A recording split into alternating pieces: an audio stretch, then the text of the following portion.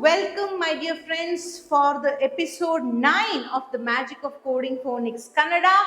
A hearty welcome to all of you, and today's topic is, well, my dear parents and educators, before teaching to learn Kannada varnamala to our little ones, are you aware of these facts? So let's check in this episode. Let me give you a brief history about Kannada language. Yes, Kannada is an ancient language. It is a Dravidian language which is spoken in the southern region of India and parts of Sri Lanka, along with the other three Dravidian languages, that is Tamil, Telugu, Malayalam. So Kannada has a very rich heritage of 2000 years. And how did this Kannada emerge? Well, it is long ago when the master, he is a scholar Painini, who is also called as father of literature. He was developing the Sanskrit language. And if you all know, I'm sure you understand that Sanskrit is mother of all languages. So when Painini was developing this language, he wanted the intuition and he sat in his meditation and meditated, seeking for knowledge and enlightenment from Lord Shiva. It is then when Lord Shiva made sound from his damaru. He made 14 sounds. He tilted his damaru 14 times, and every time when a sound came, Painini was able to gather sounds, and it is how the complete Sanskrit language got emerged. And Sanskrit being the mother of all language, the Kannada also was derived from Sanskrit language. And in 13th century, another scholar known as Kashiraja made slight improvements in this system and gave us the 49 letters of Kannada varnamala, which we are all using. So today I am going to just give you a brief note and information of the things that you and me as parents and teachers must know. So let us now just check whether we are clear with these concepts. The first one is the division of varnamala.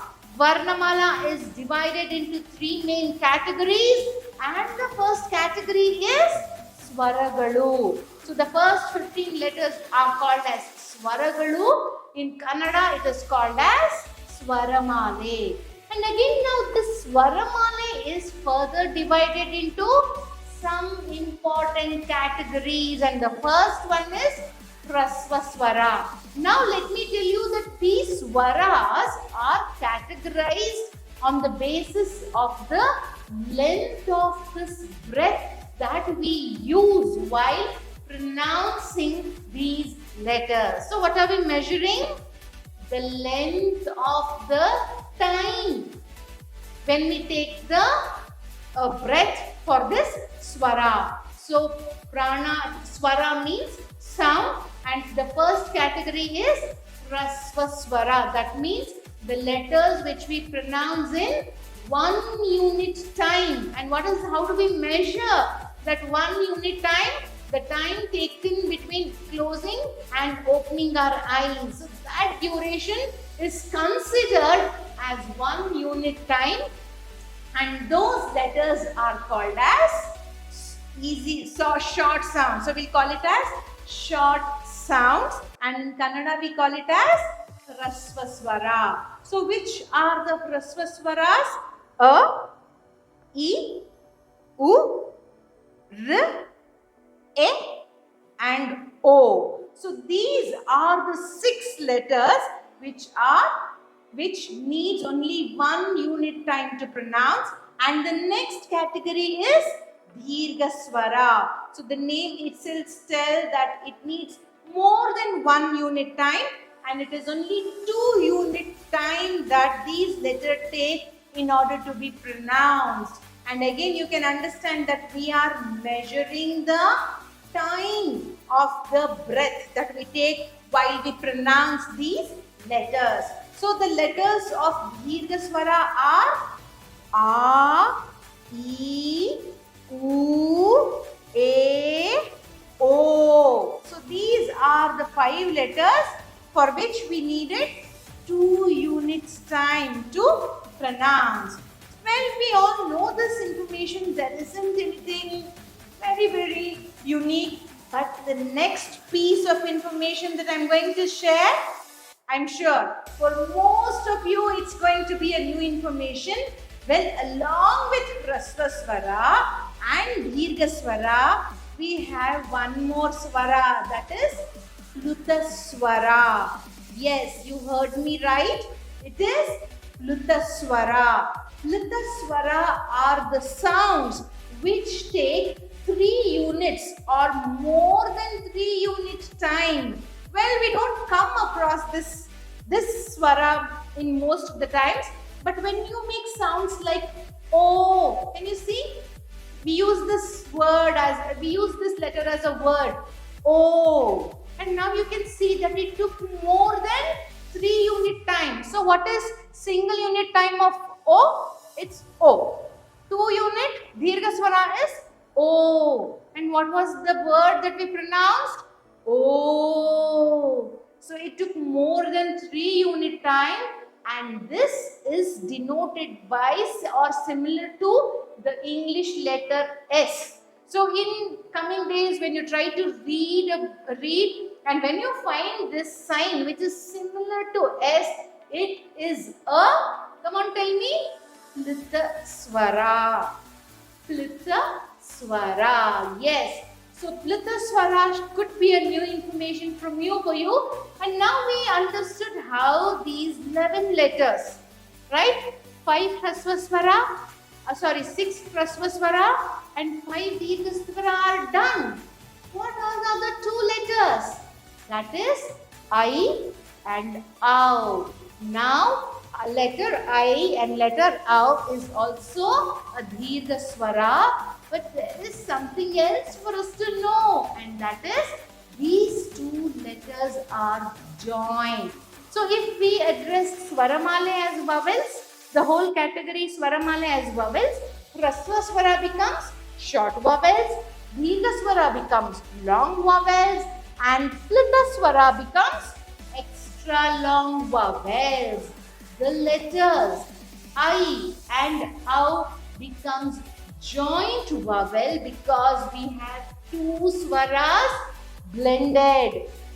So these are the only 2 letters wherein we have 2 swaras blending, and that is A plus E is equal to I, A plus U is equal to Au. And now try to pronounce these 2 letters. You will see the presence of letter I or swara I predominantly, and there is one more sound following this. So can we give it a try? A, E. Got it? A, E, I. 2 sounds. Next, A, U, Au. So this is how these 2 letters becomes very special, and we call it as Sandhyakshara in Kannada, and in English we call them as joint vowel sound. So today, now the first 4 things that we learnt is Swaramale, which is vowels, Hrasva Swara, short vowel sound, Dirgha Swara, long vowel sound, Pluta Swara, extra long vowel sound, and Sandhyakshara, which is joint vowels. So after completing the vowels, let's now go to the second main category, and that is Yoga Vahaka. The last 2 letters of Swaramale is considered as Yoga Vahaka, which is merely a sign or a symbol. So this is not the mathematical 0 that we use, nor the O in English letters. So it is similar to that structure, which is denoted as a circle. and when it is a one circle, we call it as Anuswara, and when it comes together, it is called as Visarga. And these two symbols don't have sounds alone, only when they pair with the swaraksharas, and especially the hrasva swaras.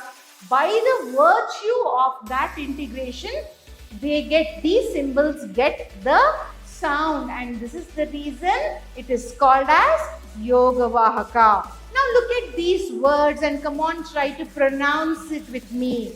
So the first one is Anda, right? Anga, words like this. Next, Inda, Indra, Unde, Ungura, Entu. Next, Vambhattu, Vante.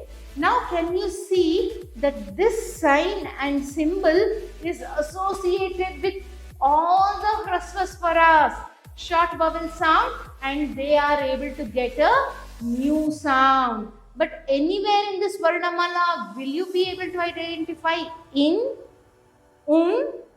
en, om? Never. So you must understand that these two symbols, by the virtue of blending with short sounds, get their sound. And look at this example, wherein we are using the Visarga. Come on, try to pronounce this word with me. Dukkha, Anta, Namaha. And now you can see the sounds that is integrated in this word. For example, Dukkha.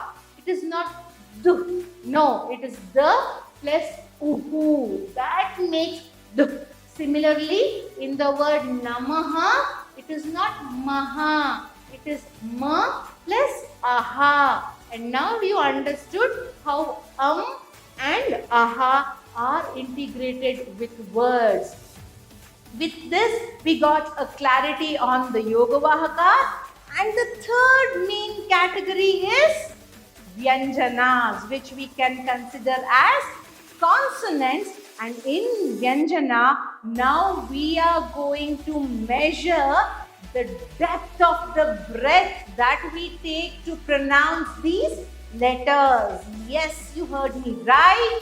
So now we are going to measure the depth of the breath that we need to pronounce these words. And now it easily gets categorized into Alpa Prana, for which we need a shallow breath or easy breath. Then comes Mahaprana, for which we need a deep or a hard breath. And finally Anunasika, for which we need the breath from the nasal cavity. So we know all these things, but the measurement, measuring the depth of the breath, length of the breath has to be understood very, very clearly. And finally, the two elements of Vyanjana are Vargiya Vyanjana and Avargiya Vyanjana. Why do we have these cased letters and non-cased letters? Well, many of us think just for the sake of category, it's been categorized and there isn't any more significance to these letters or these casing of letters. Well, my dear friends, wait for me in my next episode, wherein I will tell you the significance of the cased letters of Vyanjanas and the non-cased letters of the Vyanjanas, and also will tell you from which part of our body emerge the swaras, a to l, all these letters. Let me give you example, do the demonstration and show you from which part of our body these letters emerge. Well, keep waiting for the next episode and give me an opportunity to thank you for liking this, subscribing this, sharing this, my dear friends. I wish each and one of you a very, very happy learning. Tata, bye bye. See you in the next episode.